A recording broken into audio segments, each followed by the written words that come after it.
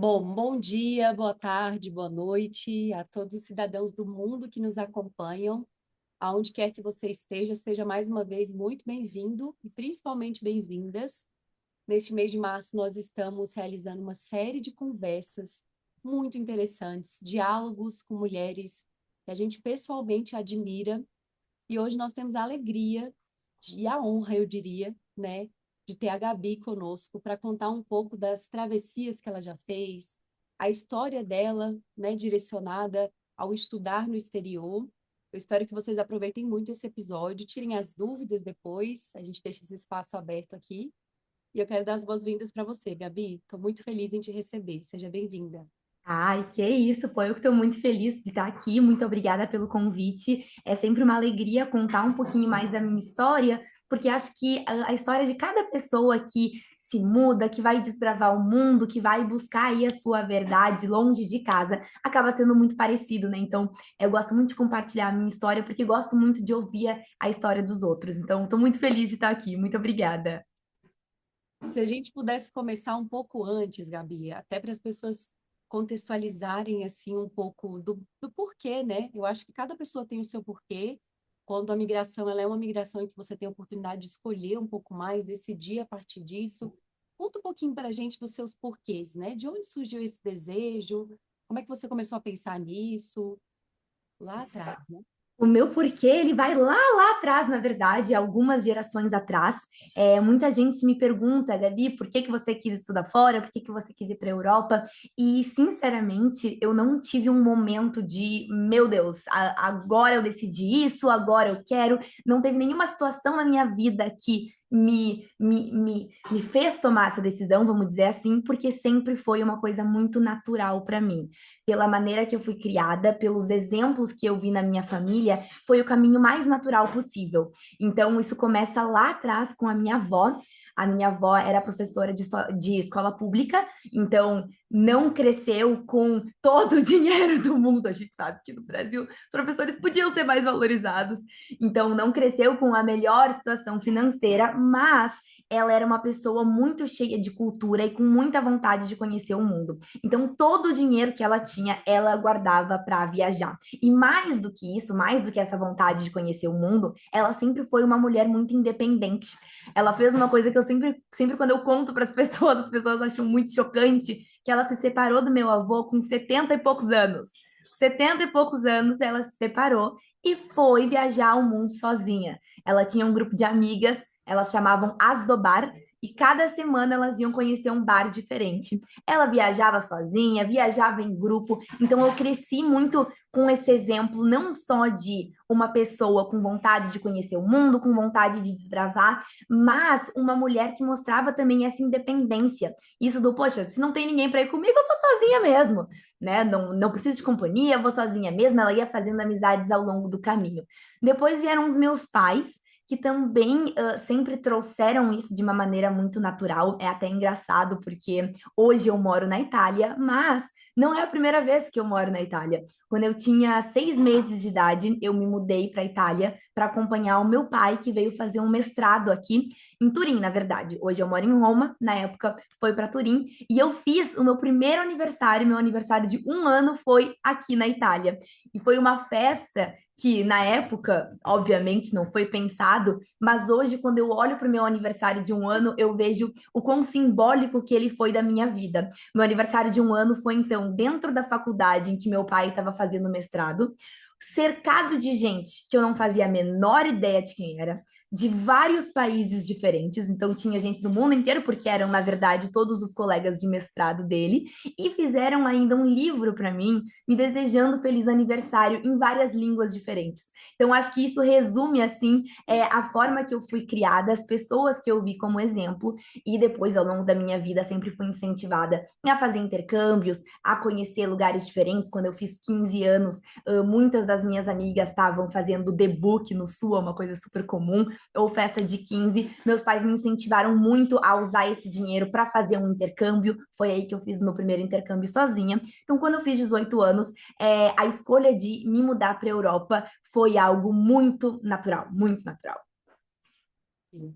Eu tô chocada com a sua história. Que coisa linda, assim, primeiro, né? Quanto simbolismo em cada um desses detalhes. E é legal ouvir as histórias de imigração e pensar sobre aqueles que migraram antes da gente, né? Que talvez Uhum, não seja uma coisa muito comum para quem escuta e para quem não vive dentro desse universo, né? Eu sempre digo que uma migração, ela nunca afeta uma pessoa só. Existem várias e várias gerações que são afetadas, e mesmo que você nunca faça uma migração, digamos que você tivesse escolhido nunca sair do Brasil, essa história dos seus pais e da sua avó, principalmente, ela tem efeito muito profundo com certeza. sua vida, na forma como você percebe o mundo, né? E a gente tem até um termo que a gente utiliza, assim, para esses filhos, né, que vivem entre culturas, que são os filhos de terceira cultura. Não sei se Uhum. você já ouviu falar, né? Os Sim, filhos sim, sim, já ouvi falar. que, então, de alguma maneira, estavam muito dentro da casa de vocês, das histórias de família de vocês, e foi um caminho natural, mas eu imagino que você decidiu isso em algum momento, né? Você quis dar continuidade, assim como a sua avó, né, de outra maneira também fez, né? Sim, sim. Esse momento, assim, vamos dizer que eu me dei conta que, ok, é real, vamos seguir com esse processo. Foi então no meu último ano do ensino médio, quando eu decidi que eu não ia me dedicar para o Enem e ia me dedicar para o processo de aplicação das faculdades no exterior. Acho que esse foi aí o momento que eu vi, ok, estou saindo dos cursinhos vestibular, entrando no mundo realmente de aplicação para as faculdades no exterior. E eu gostei muito do que você falou, Bárbara, que é muito verdade, de como isso não é nenhuma decisão, nenhum impacto individual e sim familiar. Então, foi assim, um ano de conversas com a minha família de como seria essa mudança, porque no fim do dia tem um impacto, primeiro, financeiro na família inteira, né? Obviamente, eu saí de casa com 18 anos, hoje trabalho aqui na Itália já faz alguns anos, então já tenho alguma renda minha, mas quando eu me mudei com 18 anos não tinha, então foi muito apoio financeiro dos meus pais também, o que acaba afetando a família inteira, mas principalmente um impacto emocional na família. Então, na minha irmã, que na época tinha 15 anos, e poxa, ficou sozinha em casa, para ela foi super, super, super difícil. Para os meus pais, que tiveram que lidar com toda a ansiedade de ter uma filha tão nova em um outro país. Então, é uma mudança estrutural familiar e eu acho que o quanto a gente consegue, assim, conversar com a nossa família e ter eles presentes ali faz muita diferença, faz muita diferença. Eu tenho muita sorte de ter tido uma família que me apoiou nesse sentido. Muita sorte. E aí, você já trazendo um pouco dessa trajetória, então, com 18 anos, você já optou por essa decisão, teve apoio total ali, né, de cada um deles. E o outro lado, né? A parte que ninguém conta, Gabi. Como que foi de lá para cá? E principalmente nesse momento, as coisas aconteceram de forma natural, mas quais foram os desafios também? Assim, o que que você entendeu Vários. como mais desafiador, né? O que ninguém te conta quando você está nesse preparo assim para estudar fora? Eu acho que primeiro, para a gente entender isso na minha história, tem que voltar para muito antes, na verdade, alguns anos antes de eu tomar essa decisão. Então, como várias pessoas da minha geração, eu tenho hoje 21 anos, faço 22 esse ano, sou de 2004, como aconteceu com várias pessoas da minha geração, a minha adolescência foi marcada pela pandemia. Então, quando a pandemia do Covid começou, eu estava entrando no primeiro ano do ensino médio e praticamente meu ensino médio inteiro foi com a pandemia.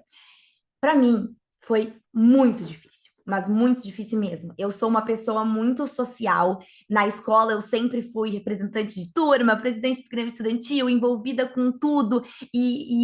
Assim, muito da minha autoestima também era ligada a isso, a essas minhas posições, a esse meu envolvimento social.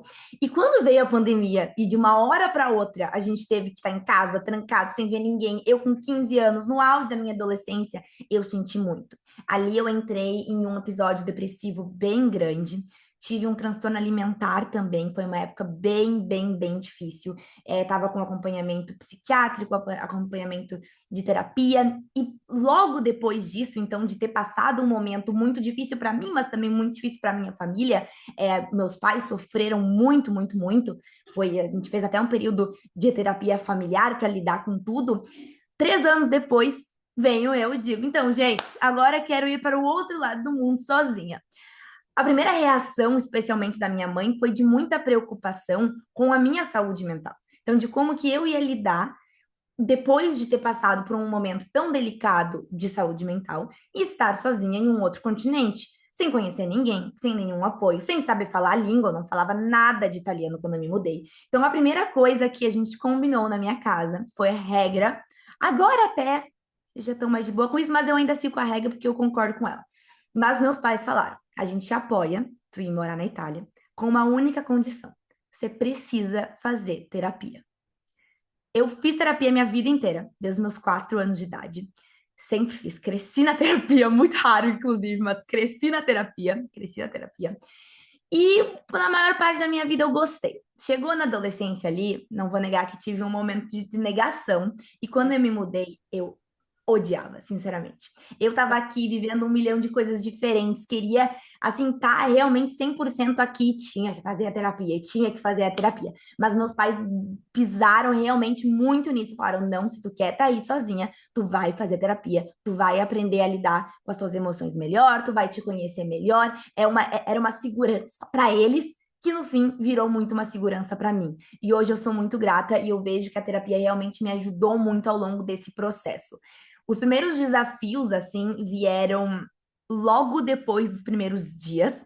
Eu sempre digo que qualquer experiência internacional que você vai fazer, o começo é muito legal, e daí chega algum momento, sempre chega esse momento, em que você pensa: o que que eu estou fazendo aqui? Eu poderia estar na minha casa, com a minha família, com os meus amigos, com as pessoas que eu conheço, por que que eu vim me meter aqui?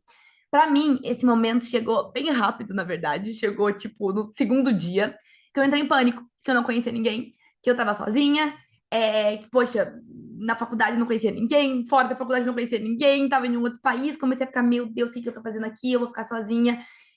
Assim, 3 semanas de choro, choro e choro. Nessa época, eu tava morando em um apartamento com 8 meninas e dividindo meu quarto. Então eu lembro que eu sentia um desespero que eu não podia chorar, porque as outras pessoas estavam me vendo chorar no quarto. Eu tava Não, dividindo meu quarto. horrível. Horrível. Então eu ia pro banheiro chorar no banheiro de Uhum. realmente estar me sentindo sozinha. Isso tudo mudou no momento em que eu conheci os meus amigos brasileiros. Então, eu conheci os meus amigos brasileiros e daí, nossa, daí eu me senti em casa. Daí eu conheci as pessoas que realmente tinham a ver comigo, as pessoas que realmente gostavam das coisas que eu gostava, falavam das coisas que eu falava, e daí realmente foi assim uma divisão de águas. Me senti muito mais em família, muito mais em comunidade, mas esses primeiros dias de sensação de estar sozinha, desesperador, desesperador. E assim, na última coisa que você traz aí é um ponto que a gente sempre comenta, sempre reflete sobre isso, né? Porque existe uma crença de que quando você vai para um país que não é o seu, principalmente, você precisa fazer amigos necessariamente com pessoas daquele lugar, porque você precisa praticar a língua e você precisa se envolver com essa comunidade local. O que parte disso é uma verdade. É interessante que você se integre e interaja com pessoas que são desse novo país.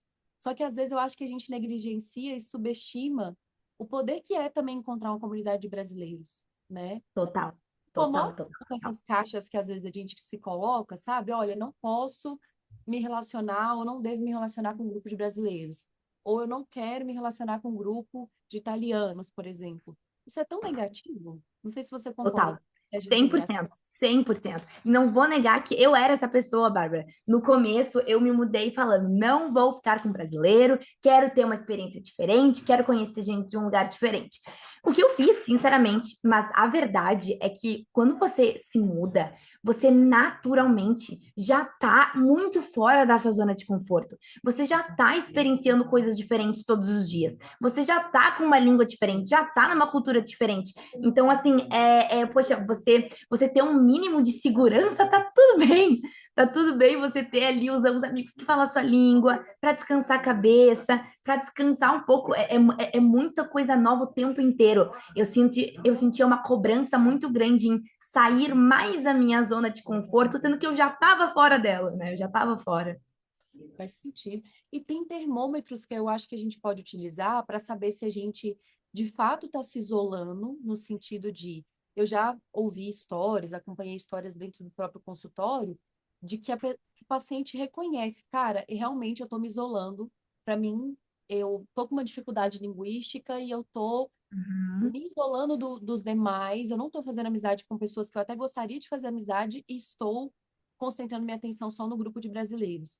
Eu acho que aí já é outra coisa, é um fator Outra diferente. coisa, claro. A gente consegue medir esses termômetros. Eu acho que para quem está nos ouvindo, é sempre se perguntar o quanto que você está aberto a essas experiências, focado na sua integração, e aí isso envolve estar com a comunidade brasileira, mas envolve também integrar quem está perto, pessoas de outra cultura, e nos momentos que às vezes você está apreensivo por dificuldades de integração em outros aspectos. E aí Uhum. se direcionando para ficar ali só com um grupo de brasileiros. Provavelmente você vai sentir quando você estiver fazendo ou um ou outro, né? É uma coisa que dá para a gente perceber. É, mas é difícil, assim, logo quando a gente chega. E eu lembro que uma coisa que me falaram, que no fim foi realmente um ótimo conselho, então, até se alguém aí que estiver nos ouvindo, estiver indo fazer uma mudança, eu acho que é muito importante a gente entender que quando a gente se muda, é muito difícil, é muito raro a gente encontrar as pessoas que, vamos dizer assim, que têm a mesma vibe que a gente de cara.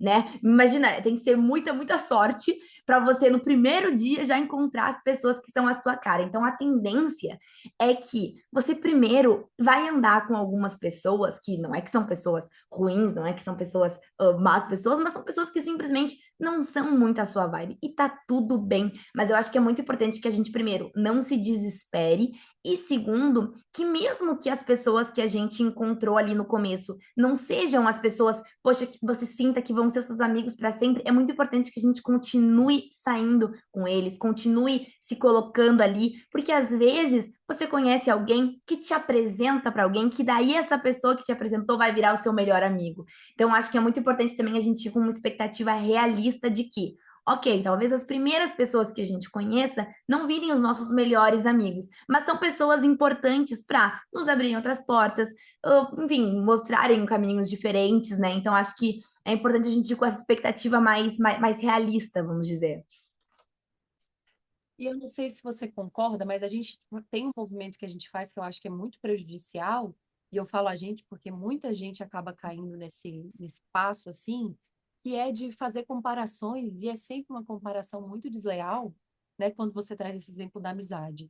No Brasil, você tem um pouco mais de gerência, vamos colocar assim, e possibilidades para se identificar e para se aproximar de amigos Uhum. mais por interesses, interesses em comum, interesses de vida, preferências. Sim, Então, são vidas mais parecidas também. amizades por identificação. Quando você está num contexto completamente novo, você está conhecendo uma versão nova sua também. Então, até que se prove o contrário, é legal que você tenha amigos também, dos quais provavelmente você não seria uma amizade no Brasil. Mas é Uhum, com certeza. no Brasil. Você precisa mudar a mentalidade para se lembrar todos os dias que, olha, eu estou num contexto novo. Não é, não é saudável fazer essas comparações. E eu acho que a gente cai muito nessas comparações que são comparações desleais, né? Na nossa vida Uhum. no Brasil. Não sei se você teve um momento assim ou se você conhece pessoas que acabam adotando essa postura, mas é uma coisa comum, né? Sim, sabe que a minha primeira experiência de internacional, assim, sozinha, aquela que eu comentei que foi durante os meus 15 anos, então as minhas amigas estavam fazendo festa de 15, mas eu queria ter aí uma experiência de mundo. E eu tive a ideia, eu nem sei de onde é que eu tirei essa ideia, eu acho que foi daquele filme Operação Cupido, não sei se vocês já viram, mas é aquele filme das gêmeas, que elas vão para um acampamento no meio do nada, e eu botei o pé que eu queria ir para um daqueles acampamentos. Achamos o dito acampamento nos Estados Unidos, o acampamento chamava Riverway, e era no meio do nada, mas imagina no meio do nada, assim, lá no interior da Califórnia, bem americano, então a gente ficava em umas cabaninhas mesmo, no meio da floresta, só criança. Eu lembro que eu fiquei chocada que tinha umas crianças de 6 anos de idade, sozinhas, sem os pais, porque, gente, eu com 6 anos de idade nunca queria. Mas enfim, só criança e com 1 milhão de atividades. Então tinha um lago, tinha jet ski, tinha quadra de tudo que é esporte, oficina de tudo que é coisa. Enfim, esse foi o meu presente de 15 anos, então ir para esse acampamento. O que eu não esperava que ia acontecer é que eu ia ser literalmente a única estrangeira. O acampamento inteiro devia ter, sei lá, uns 3 mil crianças. Eu era a única não americana. Além de ser a única não americana, eu tinha 14 anos. Na época, meu inglês não era dos melhores, assim. E ainda por cima, a gente não podia levar o celular. Para mim, essa foi uma experiência, a experiência de não poder levar o celular e estar inserida em um ambiente tão diferente, foi muito legal, justamente por isso que a gente está falando, porque quando você se muda, e isso foi algo que eu vi acontecer comigo um pouco aqui em Roma, a gente tem uma tendência de tentar voltar para o Brasil, mesmo que não fisicamente, assim, mas vamos dizer, ligar o tempo inteiro para os nossos amigos do Brasil, ficar o tempo inteiro vendo coisas da nossa cidade natal, da nossa família, que claro que é importante a gente manter contato, não tem problema, mas existe uma diferença entre a gente buscar essa conexão com a nossa cidade no Brasil como uma forma de manter contato, de manter as raízes, e fazer isso como uma fuga por não conseguir se adaptar aqui, por aqui esse lugar tá muito difícil, né? Então, por ser um caminho mais fácil. E quando eu fui, então, para esse summer camp, eu não tinha essa opção. Se eu estava me sentindo sozinha com as minhas amigas dali, eu não tinha como falar com as minhas amigas do Brasil.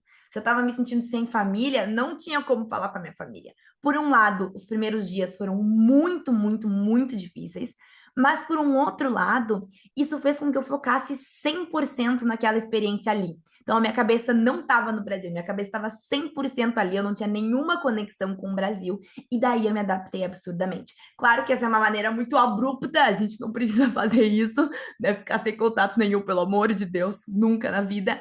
Mas eu acho que é importante a gente perceber quando essa nossa comparação com a vida no Brasil, com as pessoas do Brasil, é uma forma de buscar contato, ou se não é uma fuga de outra coisa, né? Uma fuga desse momento de dificuldade, que é normal, que todo mundo tem, mas que a resposta não é fugir para o Brasil, a resposta é tentar enfrentar aqui, tentar conhecer pessoas aqui, e a tendência é que isso vá melhorando com o tempo. Pelo menos comigo foi assim. Nossa, faz muito sentido. E eu acho que a gente, às vezes, cria, né, narrativas internas nesse diálogo mesmo com cada um, de que, olha, manter os amigos aqui, eu vou conseguir manter as coisas como elas eram, e aí eu vou conseguir alimentar todas as amizades que eu tinha. E eu acho que o grande spoiler é que a gente passa por mudanças, assim. Não acho que você tenha que cortar vínculos, concordo contigo que é possível, sim, você manter um nível de relação, de interação com as pessoas que são importantes para você, só que as coisas elas vão mudar. E eu acho que isso nem tem a ver só com a migração, tem a ver com a vida, né? A A vida, vida claro. expõe pra gente, ela é implacável e ela coloca o tempo todo mudanças que a gente vai precisar passar. E às vezes uma delas é esse reposicionamento das suas relações, né? Das pessoas que Uhum. são importantes para você, né? Não, total. Para mim, assim, hoje foi um processo difícil para entender como as minhas relações com as minhas amizades do Brasil seriam muito e agora, isso não é uma coisa de certo e errado, são experiências diferentes, vidas diferentes, oportunidades diferentes também. Eu tenho um privilégio muito grande de poder estar aqui, mas por eu ter saído de casa com 18 anos, eu sinto que eu tive que lidar com certas coisas da vida adulta que a maioria das pessoas só lida lá na frente com 18 anos. Então, hoje eu tenho 21, eu moro 100% sozinha. Eu ainda tenho a ajuda financeira dos meus pais, graças a Deus, muito grata por isso, um privilégio muito grande, mas eu já trabalho há 3 anos, e muitas das coisas burocráticas de aluguel, contrato, até problemas, poxa, eu tenho um problema com o meu contrato, no Brasil eu ia ligar pro meu pai, aqui, minha filha, eu não vou ligar pro meu pai nem fala italiano, eu tenho que resolver sozinha. Então, eu tive que resolver uma série de coisas assim e até questões do dia a dia. Então, poxa, o meu dia a dia aqui sou eu sozinha. Agora eu tenho meu namorado que me dá muita ajuda, mas antes era eu sozinha. O que as pessoas da minha idade no Brasil costumam ter, poxa, ali uma ajuda de um familiar para fazer comida, para às vezes dar uma carona, levar para os lugares, eu não tinha absolutamente ninguém. Não sou uma coitada, pelo amor de Deus, estava aqui na Itália, não tinha ninguém na Itália, mas não tinha ninguém. Então, eu tive que passar por algumas situações que as minhas amigas do Brasil, da minha idade, só vão precisar passar quando elas saírem de casa lá na frente, né? Que é algo que vai acontecer lá na frente.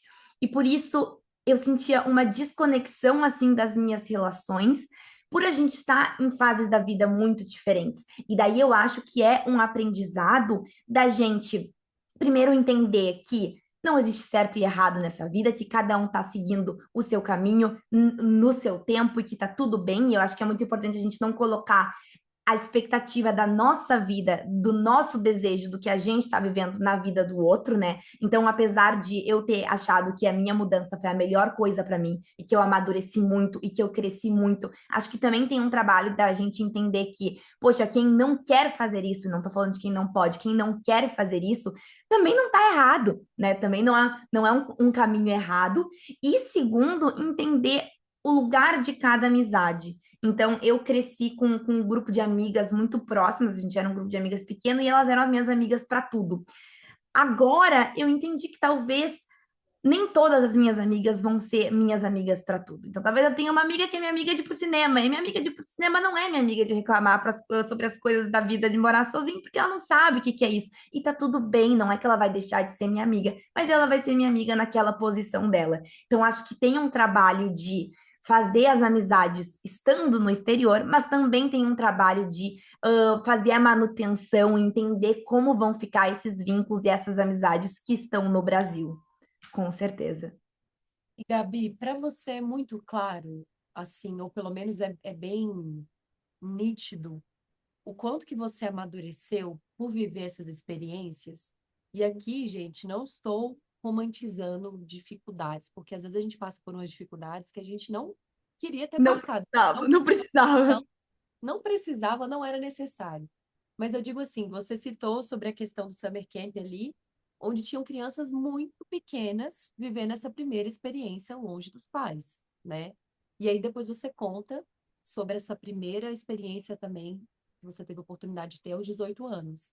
Você consegue mensurar o seu amadurecimento, o seu É crescimento, o difícil. que você deixou de ver de diferente, assim, sabe? A terapia me ajuda muito para isso. E até abrindo algo que aconteceu na minha sessão semana passada, nem lembro o que eu estava conversando com a minha terapeuta, mas a minha terapeuta de hoje é a minha mesma terapeuta que eu tenho desde os meus 12, 13 anos. Então, realmente, ela me viu crescer por muitos anos, muitos anos. E sessão passada, ela chorou. A minha terapeuta chorou.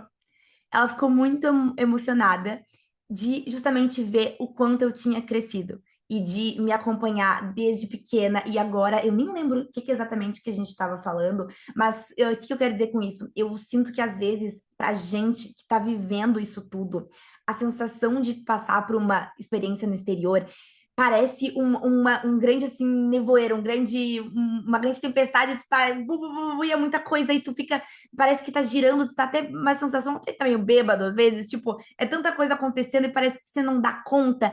E é Sim. tanta coisa acontecendo que a gente não consegue, eu acho, parar para refletir e entender tanto que a gente cresceu e amadureceu.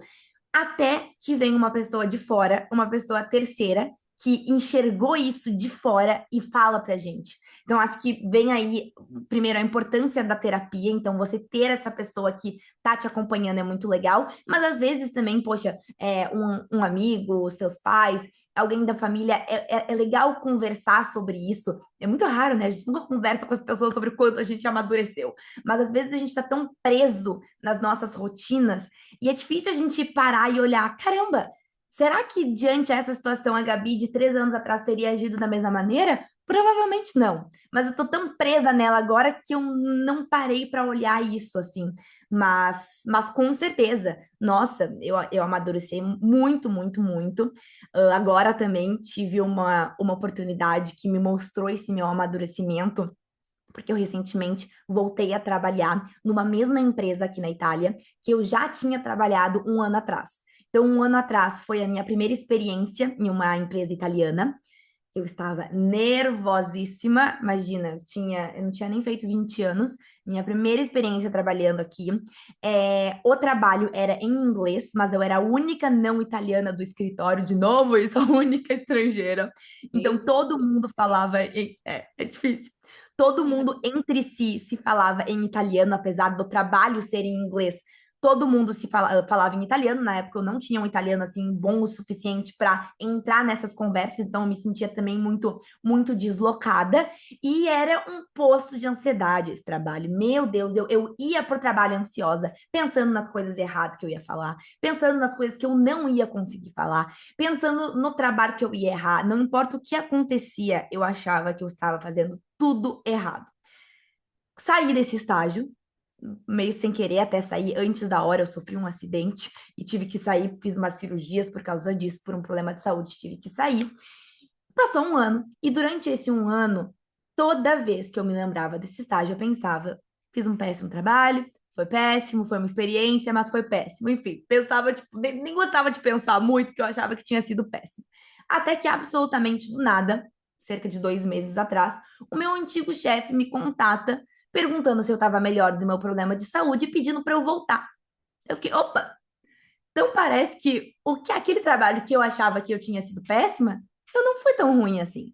E Olha, agora eu voltei para essa empresa, faz umas 2, 3 semanas que eu recomecei a trabalhar lá, e me fez muito assim pensar na minha rotina de um ano atrás e na minha rotina de agora, na mesma empresa, fazendo o mesmo trabalho, com as mesmas pessoas, mas a minha qualidade de vida mudou 100%.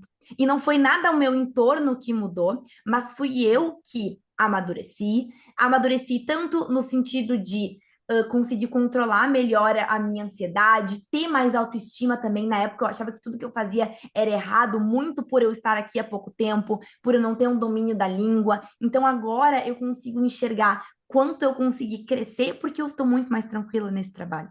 Então eu não vou mais com esse nervoso de errar, erro tudo, inclusive, falo tudo errado. Hoje eu já consigo falar em italiano com eles, mas falo tudo errado, mas falo errado mesmo e falo, e não fico mais com essa ansiedade.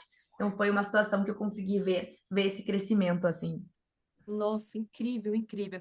E assim, quem dera se a gente tivesse sempre essa oportunidade de, às vezes, voltar para um lugar que a gente genuinamente achou que não fez, ou criou, né, uma expectativa maior do que aquilo que sentiu que tinha entregue, e ter essa validação externa, porque essa validação também é importante, né? A gente Muito. sempre fala que a validação, que a gente não pode mover a nossa vida por validação externa, tem verdade nisso, mas esse feedback, ele é muito importante, porque ninguém é uma ilha, né? Não dá pra gente Uhum. entrar nessa viagem egóica de achar que, nossa, só eu faço avaliações sobre mim mesma. E eu acho Muito que legal. principalmente, Bárbara, ele mostra pra gente como às vezes a gente cria algo na nossa cabeça. Então, poxa, eu criei a imagem que eles tinham de mim, que não era nem verdade, tá totalmente na minha cabeça. Então, acho que isso também comprova assim de, poxa, será que realmente é o que a pessoa pensa ou será que não é o que eu tô pensando que a pessoa tá pensando? É isso mesmo. E você falou sobre uma coisa da segurança, não foi bem segurança que você falou sobre o erro, né? Que é uma coisa aqui que os psicólogos interculturais ficam batendo na tecla do quanto que é importante a gente se permitir errar. E eu ouso dizer que para as mulheres a gente tem uma dificuldade maior em lidar com o erro.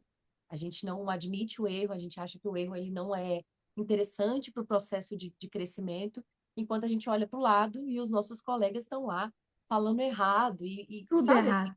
a vida como se não tivesse um amanhã. E você sentiu essa diferença, assim, de que agora você se permite errar?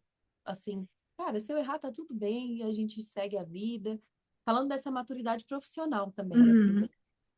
Então, eu estudo em inglês, né? Então, eu vim para cá em uma faculdade de inglês, que para mim sempre foi algo fácil. Fácil não, né? Mas é algo que eu já tinha um domínio maior, então não foi um grande desafio. Mas a partir do momento que eu comecei a entrar no mercado de trabalho italiano, que era, primeiro, uma cultura diferente, então, muitos elementos culturais, né? Quando a gente fala, poxa, você vai trabalhar em um outro país, a gente fala muito da dificuldade que vai ser das diferenças de língua, das diferenças realmente da maneira de trabalhar, mas a gente não fala de muitos elementos não visíveis, né, invisíveis, escondidos, que são basicamente coisas culturais. Então, você fala, vamos chegar às 10 da manhã, significa 10 para as 10? 10 ou 10 e 10? Que aqui na Itália significa 10 e 10, talvez até 10 e meia. Esses dias meu chefe falou, vamos nos encontrar às 10 no escritório, eu cheguei lá 10 e 6 em pânico que eu estava atrasada. Ele chegou 11 e 10. Fiquei uma hora esperando Um sozinha. pouco parecido com Enfim, os brasileiros. parecido, Hum. parecido. Então, tem essa parte de elemento cultural que a gente tem que entender, e também tem a parte da língua, que acho que acaba sendo o maior desafio. E para mim, o italiano foi um desafio muito grande. Algo que não vou negar que eu ainda não estou 100%, mas eu estou tentando muito trabalhar comigo, é não pedir desculpa antes de começar a falar. Então, toda vez que eu entrava em uma sala, especialmente em um cenário profissional, eu dizia: desculpa pelo meu italiano, eu ainda estou aprendendo.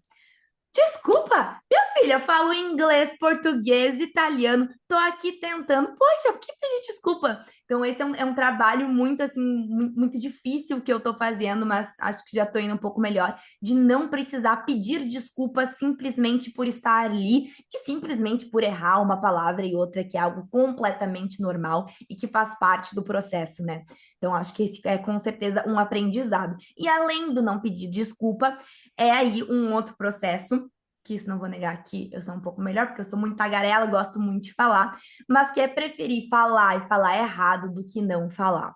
Esses tempos eu fui num evento da faculdade, era um evento na sede da KPMG, que é uma das maiores empresas de consultoria, e a gente estava diante um dos consultores e com oportunidade de conversar, de fazer perguntas. Mais uma vez, eu era a única não italiana da sala. Não só eu era a única não italiana da sala, como fui a que mais falei. Gente, fiz, eu acho, umas 10 perguntas para o cara. E em uma das minhas últimas perguntas, eu falei alguma coisa, eu falei alguma coisa de assim, pedindo desculpa também pelo meu italiano. E ele que me deu um corte falou: Mas o que que você está pedindo desculpa? Eu te entendi perfeitamente em todas as perguntas que você fez. Você me entendeu perfeitamente que nem todas as pessoas aqui, então não precisa pedir desculpa. Mas eu acho que é importante, assim, que mesmo sendo a única não italiana daquela sala, mesmo falando várias coisas erradas, eu não deixei de perguntar, não deixei de falar. Acho que isso é o mais importante que a gente tem que lembrar. Eu espero que cada mulher que escute esse episódio possa refletir nisso que a Gabi compartilhou aqui, porque eu tenho certeza que para ela chegar nesse momento, né, para ela conseguir se expressar dessa forma, é um trabalho de muitos anos, como ela mesma colocou, que envolve terapia, que envolve uma boa rede de apoio, uma rede que é uma comunidade verdadeiramente, né? Então, Claro. você é nutrida por essas coisas, mas que a gente possa lembrar desse cuidado mesmo do porquê que eu estou me desculpando em excesso, né? Por que que eu estou olhando para esse erro como se ele fosse uma sentença na minha vida, né? Uhum. Eu lembro sempre de quando eu falo sobre erro e penso sobre mulheres, né? Como é que as mulheres lidam com o erro? Eu lembro de um TED, que é um TED super famoso de uma ativista indiana, e aí ela tinha um projeto que era com meninas programadoras, ela queria trazer mais meninas para o ramo da tecnologia. E ela disse que começou a perceber uma diferença muito sutil ou nada sutil em grupos de meninas programadoras e de meninos, que era, ela está na sala de aula, as meninas começavam ali uma atividade, e aí de repente alguma garota levantava a mão, chamava a instrutora, e não tinha nada programado, não tinha uma linha de programação. Daí a instrutora dava dois Ctrl+Zs, percebia que essa mesma garota tinha feito várias linhas de programação, mas sei lá, porque ela errou uma vírgula, ela apagava tudo. Sabe, a Uhum. gente erra uma palavra e arranca a folha e joga a folha Sério fora? tudo. Do tipo assim, cara, foi um erro, um simples erro. E aí ela fala disso no livro dela, né, que quando ela ministrava aula para mesmos grupos de meninos, eles estavam lá errando e, sabe assim, vivendo a vida de uma forma muito tranquila.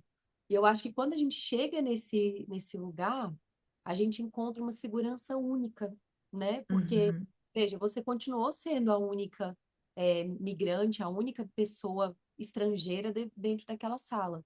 Mas esse fato, ele não foi definidor. Você se integrou como qualquer outra pessoa ali envolvida, ou se brincar mais, né? Que É você disse que claro. você fez bastante pergunta e aproveitou essa oportunidade de alguma forma. Quando você mudou, você em algum momento teve um sentimento assim de, cara, eu também posso ser quem eu quiser, porque aqui ninguém me conhece? Sabe essa liberdade? Muito. Pô, ninguém sabe quem eu sou, ninguém tá ligando para como eu tô me vestindo, quem é meus pais, né? Ninguém sabe onde eu estudei. Não tem isso um pouco? Muito, total, total. Nossa, eu lembro que logo antes de me mudar, assim, eu pensava, gente, como é que vai ser a minha nova identidade? Eu até tentei, deu muito errado. Mas meu nome é Gabriela, todo mundo sempre me chamou de Gabi. E quando eu me mudei, eu falei, não, não serei mais Gabi, quero que todo mundo me chame agora de Bi. Mudei o nome do meu Instagram. para bi. Falei, pronto. Até hoje, eu tenho dois. Eu tenho o meu perfil o público, né? E o meu perfil privado ainda é Bi Bittencourt, se forem ver lá. Eu falei, agora eu sou a Bi, pô. No fim do dia, sinceramente, não deu certo. Ninguém me chamou de Bi. Eu inventei essa, mas logo depois eu já estranhava. Não era eu desacostumava e deu. Mas realmente é uma liberdade muito grande, assim. Eu acho que na verdade, mais do que uma liberdade, é uma oportunidade.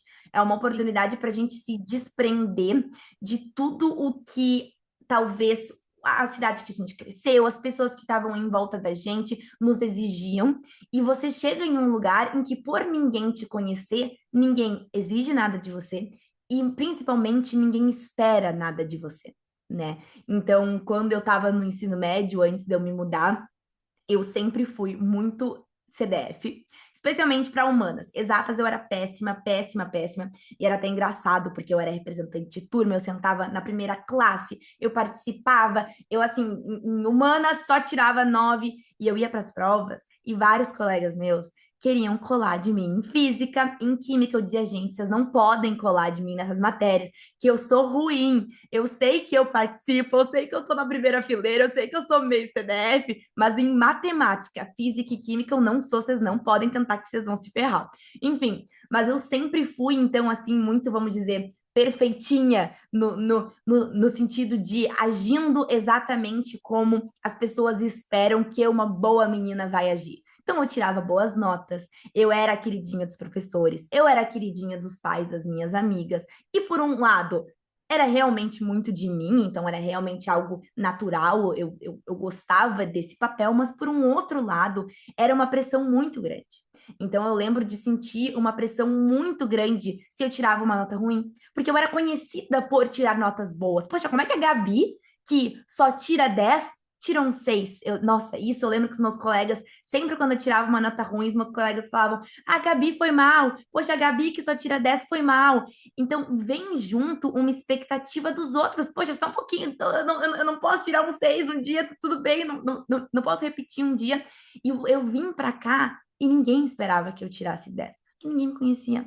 Então, acho que é muito mais do que uma liberdade, uma oportunidade para você explorar seus gostos, o seu jeito de se vestir, o seu jeito de ser, que isso também é muito legal você poder experimentar, mas principalmente é uma liberdade muito grande para você ser você sem contar com expectativa externa, porque não tem expectativa externa ainda, né? Ainda ninguém te conhece. Então, realmente é muito, muito libertador isso.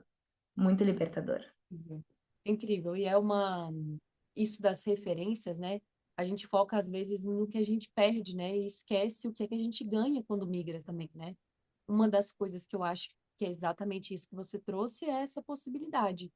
Será que num lugar onde as expectativas do outro, elas deixam de ser tão aparentes, você não tem a chance de fazer as coisas com mais liberdade, de fazer as coisas com menos pressão, né? Porque quando Uhum. existe essa pressão externa, de uma maneira ou de outra vai te afetar, né? De uma maneira E ou de sabe o que outra. é engraçado? Sabe o que é Hum, engraçado? Que mesmo morando aqui, mesmo estando fora há 3 anos, e eu fui uma pessoa, assim, sendo bem sincera, eu cortei bastante contato com a minha cidade, assim, com as pessoas da minha cidade. Também eu não vim de um ambiente muito saudável, era uma coisa meio tóxica ali, as pessoas mais próximas. Então eu cortei contato total. E mesmo estando aqui várias vezes, especialmente por trabalhar com a internet, por ser muito exposta com a internet, eu ainda me vejo presa nessas pessoas. Então, mais de uma vez eu vou postar algo e eu penso, gente, mas aquelas pessoas vão ver. Aquelas pessoas que não estão nem no país, nem no continente que eu estou, que eu não tenho o mínimo contato há 3 anos. Então, assim, também é um trabalho constante, mas com certeza é uma grande liberdade. É uma grande liberdade. é um processo, né? Porque, e aí eu acho que entra na lista de coisas que a migração, ela escancara, né? Apesar de não ser um momento que a migração por si só, ela não é causadora de problemas de cunho emocional necessariamente, né? Mas ela pode, na verdade, assim, impulsionar, ela pode afetar de maneira muito direta questões que nós temos mal resolvidas ou que ainda Uhum. precisam de atenção. Às vezes até é uma questão que você já resolveu, mas é processo, né, gente? É a vida inteira Claro, é para isso aí. trabalhar com isso de alguma forma.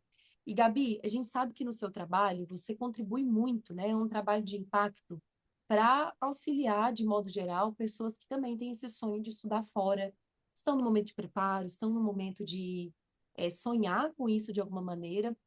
E que dicas que você traria, né? Até pensando nesse momento em que você decide, olha, eu não vou fazer o Enem, vou concentrar minha atenção numa aplicação fora do Brasil, porque a gente sabe que existem muitos mitos, né? E ainda é um Uhum. processo que as pessoas têm uma série de medos, assim, né? Olha, estudar fora é só para quem tem muita condição, é só para quem tem dinheiro. E a gente sabe que existem outras vias, que existem possibilidades das mais diversas, né? Como que foi para você, claro, e que dicas que você traria, assim, para quem está nesse momento? Eu acho que assim, contando um pouco do meu caminho, quando eu decidi então que eu ia estudar fora, na época eu tive muito apoio da minha família e tive apoio de uma agência que me ajudou a fazer essa parte da aplicação mesmo. Então, a parte mais burocrática, vamos dizer assim, realmente de preencher os documentos, fazer as provas que eu precisaria fazer, todo esse tipo de coisa. Esse é um processo que as pessoas têm muito medo e é um processo que ele parece ser muito amedrontador e parece muito assustador e parece muito difícil, mas para mim ele é bem simples não, mas eu acho que ele é mais simples, sinceramente, do que um vestibular. Eu prefiro fazer 10 aplicações para o exterior do que um vestibular. Qual que é a diferença? O vestibular a gente cresce ouvindo. Então, é claro que a gente chega com 18 anos já careca de saber do Enem, porque a gente passou a vida inteira ouvindo os nossos professores falarem sobre. O processo para as faculdades no exterior não é que ele é mais difícil, é que ele é novo uma coisa nova, uma coisa diferente, né? Então é natural que a gente vai ter medos, que a gente vai ter incertezas. Dito isso, eu tive apoio de uma agência que me ajudou. Foi muito bom na época, eles fizeram um ótimo trabalho, mas foi um investimento muito grande que os meus pais colocaram ali para eu ter esse apoio. Então, o meu primeiro pensamento, que foi aí que a Bárbara comentou de como eu comecei os meus projetos, então, para ajudar a democratizar a informação, porque eu percebi que, poxa, esse processo não é tão difícil assim. Poxa, olha o valor que eu tive que pagar para ter acesso à ajuda, e eu queria, então, poder dar essa ajuda por um valor mais acessível para que outras pessoas também tivessem acesso à informação. Acho que esse é um problema muito grande que a gente tem no Brasil, que muita gente tem muita vontade, tem muito sonho, tem muito potencial, mas não tem acesso à informação. Então, isso foi o que eu comecei a fazer com o meu perfil. A primeira coisa a primeira dica, assim, que eu tenho para dar é muita gente está disposto a ajudar. Isso foi uma coisa que eu descobri muito durante a minha jornada migratória. Eu sempre me sentia em uma posição meio que envergonhada de pedir ajuda, meio tipo, ai, coitada da pessoa, tô aqui pedindo um trabalho para ela. Mas a maioria das pessoas, especialmente a maioria das pessoas que passou por uma migração, que está estudando fora, adora ajudar. Adora compartilhar sua história, adora dar dicas. Por quê? Porque a gente já passou por esse momento, a gente sabe como é difícil. Então, se a gente pode ajudar, geralmente a gente fica feliz em fazer isso. Então, a minha primeira dica é, poxa, se você tem um sonho de estudar no Canadá, na Itália, nos Estados Unidos, manda mensagem, busca pessoas que já estão lá. Hoje em dia, com a internet, a gente tem esse privilégio, né, de você poder pesquisar no Instagram, poder pesquisar no YouTube, pesquisar no TikTok e tenta conversar com essas pessoas, porque com certeza quem está vivendo vai conseguir te dar um apoio muito melhor, dicas muito melhores do que qualquer dica que você for conseguir de uma pessoa que talvez não esteja vivendo aquilo na internet. Minha segunda dica é um pouco mais difícil, mas se você puder, então, se você, por exemplo, falando da questão de faculdade fora, se você acha que você já tem essa vontade de estudar fora, talvez você seja mais nova, talvez você ainda esteja no começo do ensino médio, mas isso vale para qualquer idade. Quanto antes você começar, melhor.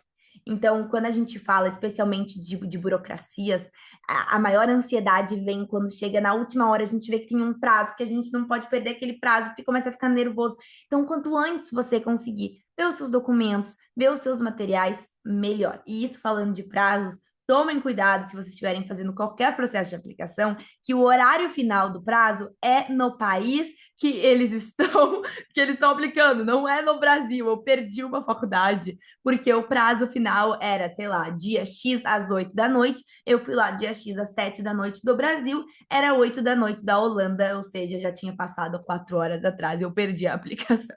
Então, por favor, cuidem o fuso horário. Muito Isso é importante. importantíssimo, já aconteceu por aqui também. a informação, né? E aí hoje a gente tem esse privilégio, né, de poder buscar informação em vários espaços, assim, né? Até um dos espaços que foi o espaço que eu e Gabi aqui tivemos o prazer em se encontrar foi através da Brasa, assim, né? Então, a Brasa, Uhum. para quem não conhece, quiser dar uma pesquisada, é uma organização já há bastante tempo consolidada, é uma organização de brasileiros, estudantes brasileiros no exterior, e ela oferece, inclusive, um programa de mentoria. Então, se você está Inclusive, Bárbara, desculpa te interrompendo, mas além de um programa de mentorias, eles oferecem também um programa de bolsas. Então, perfeito, até o que você tinha comentado, que é muito verdade, que a gente tem essa ideia de que ir morar fora é só para quem tem muito dinheiro. Claro, não vou negar, ter dinheiro facilita as coisas, facilita a dor de cabeça, mas não é o único modo. E a Brasa justamente oferece um programa de bolsas que patrocina, então, a ida de alguns brasileiros. Pesquisem depois lá no Instagram que tem todas as informações, mas vale muito a pena. dei uma olhada. Principalmente vocês, mulheres, né? Já que esse mês todo a gente tem reforçado muito a importância da nossa carreira, a importância da gente dedicar cuidado em relação aos estudos, e seja em qualquer momento da vida, né? Eu estou passando por um processo agora, 30 a mais, tá, gente? Que eu estou indo em direção a uma pós-graduação no exterior, um mestrado no exterior. E assim, Demais. a gente precisa, em diferentes momentos da vida, estar abertas mesmo para isso, né? A gente tem histórias tão bonitas que a gente acompanha de mulheres aqui com 50 anos, 60 anos, que decidem, realizar esse sonho de estudar no exterior. Então, se Isso de fato aí. é um sonho, invista, coloque atenção nisso. E, Gabi, para a gente encerrar, porque assim, ó, a gente tem pauta para uns 3 episódios até agora, deixar a gente fica aqui fazendo parte um, parte 2, parte 3. Mas eu queria ouvir de você pensando nisso, né? A gente está falando muito do mês da mulher.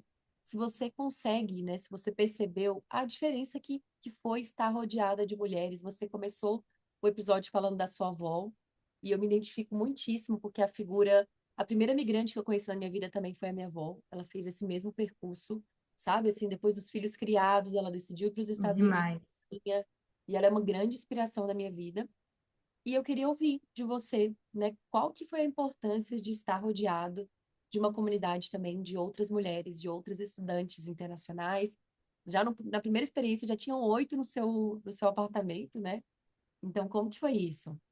Enorme. Nossa, eu com certeza não conseguiria estar aqui, ou pelo menos não conseguiria estar aqui firme e feliz e tranquila como eu estou agora se eu não tivesse as mulheres da minha vida em volta de mim. Então, primeiro, a minha avó, com certeza, que foi a minha maior inspiração, ainda é. Infelizmente, ela faleceu de Covid em 2024. 24, não, 21, em 2021, mas ainda assim eu carrego muito junto comigo, assim, e não tem um dia que eu tô aqui e não penso, o que que a minha avó faria? Então, acho que primeiro, mulheres impactantes deixam um legado, e assim, sempre que eu me vejo em uma situação difícil, eu penso, o que que a minha avó faria?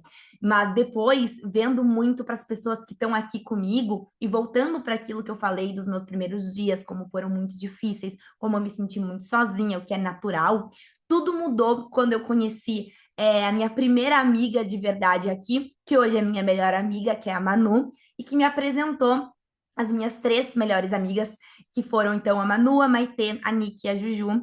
E a gente formou um grupo que até hoje é a minha família aqui em Roma. Hoje, infelizmente, não são todas que estão aqui em Roma. Inclusive, eu tenho muito orgulho, assim, de ver esse nosso grupo, porque todas nós somos mulheres muito ambiciosas, muito estudiosas, muito trabalhadoras. Então, a Manu tá morando em Milão, trabalhando em uma produtora de cinema. A Nick, vocês sigam a Nick no Instagram, Nick Barroto, ela tá sempre viajando, tá cada vez em um lugar do mundo diferente, é criadora de conteúdo também. A Maitê vai se formar agora aqui em Roma, a Juju trabalha aqui também, então cada uma tá vivendo o seu momento de vida profissional diferente, até em cidades diferentes, mas Páscoa agora, tô indo para Milão ver a Manu ficar com ela. A gente sempre passa esses momentos de família junto, elas são realmente a minha família aqui, sabe? São realmente a minha família. E são pessoas que são completamente diferentes de mim, todas nós somos Qualidade. completamente diferentes, mas Uhum. completamente, até aquilo que você falou de gosto, de jeito, olha, completamente diferentes, mas a gente tem uma coisa em comum, que é justamente essa vontade de sair da nossa zona de conforto, descobrir a nossa verdade, construir a nossa vida. Então, assim, mesmo que a gente seja completamente diferente, isso é algo que nos une. E a gente estar juntas é meio clichê, mas deixa a gente muito mais forte. Realmente deixa a gente muito mais forte, né? Ter alguém ali e ter alguém que, mesmo tão diferente de você, que você consegue se enxergar naquela pessoa. Então, nossa, não sei o que seria de mim se eu não tivesse as meninas aqui. Com certeza. E assim, né, a gente pouco fala o quanto que esses amigos eles se tornam família. É um nível Total, total. de relação que provavelmente a gente não vive de novo. É uma coisa assim surreal, né? E eu acho que a mensagem da Gabi também, gente, é para você que está nos assistindo e que está num momento diferente desse, do tipo assim, cara, não consigo fazer amigas, não consigo, sabe, retornar à minha rede de alguma maneira. Tenha um pouco de paciência, né? Porque às vezes o Uhum. processo ele não é muito linear assim. E é claro que para você construir um vínculo de qualidade, não é do dia para a noite. Então, assim, se estiver demorando, aguenta mais um pouquinho, né? Porque certamente quando você conseguir desenvolver as amizades que são amizades que valem a pena para você, que são de qualidades, é para a vida inteira, assim, E né? Porque até isso. tem um outro lado também, né? Não, e até isso de não ser linear, agora é isso que eu comentei das minhas amigas, eu fiz essas amizades quando eu cheguei aqui na Itália, eu estava no meu primeiro ano de faculdade, mas todas elas estavam no último ano de faculdade. Então, o que aconteceu comigo foi, na verdade, o inverso do que acontece com a maioria das pessoas. Eu fiz as minhas amigas relativamente rápido, mas logo depois, todas elas se formaram. Cada uma foi para um lugar diferente. E hoje, sendo bem sincera, eu tenho vários amigos aqui em Roma, mas eu não tenho mais o grupo que eu tinha no meu primeiro ano, porque agora tá todo mundo espalhado, tá cada um em um lugar e tá tudo bem. A vida é assim. Eu acho que quando a gente fala muito de migrar, a gente fala de como é difícil se despedir, ficar longe das pessoas que ficaram no Brasil, mas a gente não fala sobre como as pessoas que a gente conhece quando a gente migra são pessoas que têm essa vontade de migrar e que provavelmente vão migrar de novo, né? Então, no fim do dia, você precisa se acostumar, e é muito difícil, mas se acostumar e fazer as pazes com despedidas, com mudanças de plano, com mudanças de rota, não é nada linear. Então, eu que no meu primeiro ano aqui tinha um grupo muito fixo, um grupo muito próximo, não tinha um final de semana que eu estava sozinha, passou um ano e me vi bem sozinha. Um ano depois, ou seja, eu já estava aqui na Itália há 2 anos, já estava há bastante tempo e me vi sozinha, algo que eu nunca imaginava. Agora já estou fazendo outros grupos, então realmente é um processo que não é nada linear.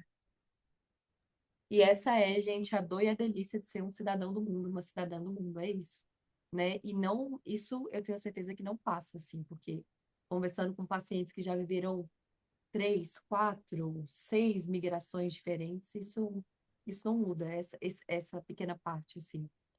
Gabi, quero te agradecer do fundo do coração pela sua generosidade em dividir tanto, sabe, em trazer com tanta verdade e honestidade a sua história aqui pra gente. A gente tem certeza que muitas mulheres vão ser beneficiadas em te escutar. Deixa o convite sempre bem-vinda, você já faz parte de casa aqui. Ai, eu que agradeço. Então, deixe pra gente, por favor, suas redes sociais, como é que a gente pode te encontrar, onde é que a gente acessa o seu trabalho, para que Sim, mais gente, foi um prazer. Foi um prazer estar aqui com vocês. Como eu falei, eu adoro conversar, trocar ideia. Então, assim, qualquer menina, especialmente aquelas que estiverem vindo para a Itália, se quiserem me mandar uma mensagem, eu vou adorar, adorar conversar com vocês. Mas vocês podem me encontrar no Instagram e no TikTok, ambos, só pesquisar Gabi por aí, que vai aparecer lá e eu vou adorar conhecer vocês. Então, gente, nós deixamos aqui um abraço apertado em cada mulher que nos acompanhou. Como a gente trouxe, a gente vai ter um mês inteiro de várias conversas tão interessantes quanto foi hoje com a Gabi. Sigam o nosso perfil no Instagram, @osnavegantes com 2 T's. E se vocês quiserem deixar uma mensagem, lá nós também temos e-mail, telefone. Espero vê-las em breve e a gente se encontra na semana que vem. Um beijo grande. Muito Tchau, obrigada. Tchau, tchau. beijo. Uhum.